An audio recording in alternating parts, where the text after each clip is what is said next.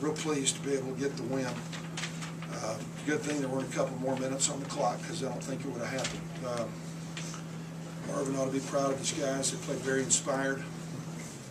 For a team that lost 4 in a row coming back home, I thought the crowd gave them a lot of juice. I thought they took great shots down the end. They pounded us on the boards for the second straight game. All effort statistics. I thought they led in.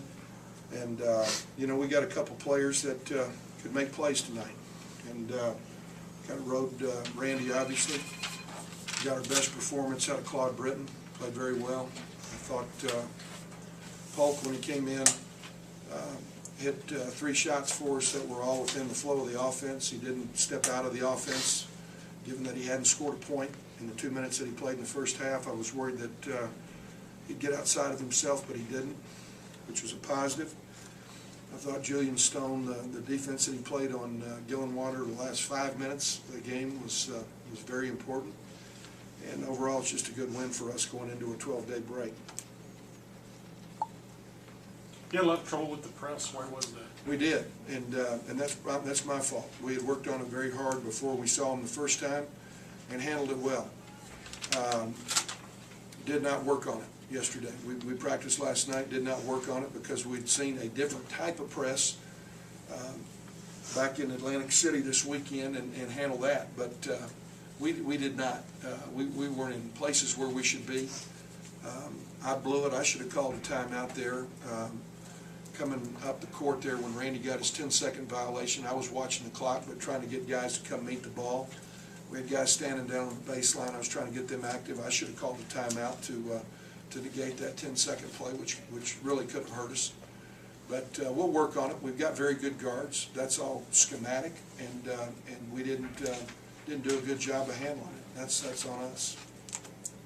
Tim, you went about, I guess, 8 minutes into the second half before you even attempted a 3. Was there a conscious effort to get better shots? Or Well, we knew that we had worn it out in the first half, and that can be fool's gold, and we didn't want to go get into the trap that we got in against Pacific and Georgia Tech by launching early in the second half. We went right at Claude deep and early, try to get something established in the paint, try to go get fouled, try to not put them at the line as early as we did in the first half. And that was a key statistic in the first half. We got them to 1-1. I want to say with about 9 minutes to go, which is way too early. And we thought by being more patient, getting the ball to block, that we knew we'd have to take some threes at some point, but we wanted to get the game established in the lane. In the first half, just kind of taking over with Christian out in the first half. Well, you know, the guy's just so talented. I mean, he can go get his own shot whenever he wants to go get it. And we've had some growing pains trying to figure out when some of those should come, you know, along the way. Tonight they went in, so I liked every shot. If you'd have missed them, I probably wouldn't have, you know. You felt like you had an advantage in the middle? Well, we felt like we had a low post score, not necessarily an advantage, because that would be saying that the other guy couldn't guard. We just knew that our guy could go get a basket. He was capable of going getting a basket. And he has not been an endurance guy, a guy that can play long minutes. We got to get him in, get him out. But he had his best game for us tonight. Coach, it was a really testy game, lots of technicals. Is that part of the inspiration you're talking about, or is that something you're going to kind of work on, I guess? So, were there, how many technicals were there? 3.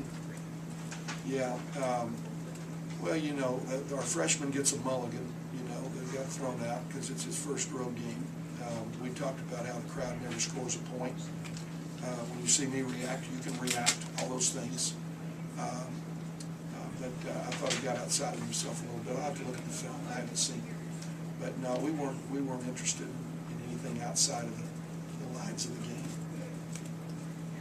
obviously Christian Polk had a big game in the first game a week ago, and how concerning was it for him to have those 3 fouls right off the bat within like a minute or two of play?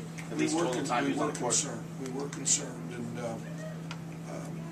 to his credit, he came into the game in the second half and didn't try to go put 20 points up, take bad shots. I thought he played really smart. He played winning basketball in the second half, and I thought he played great.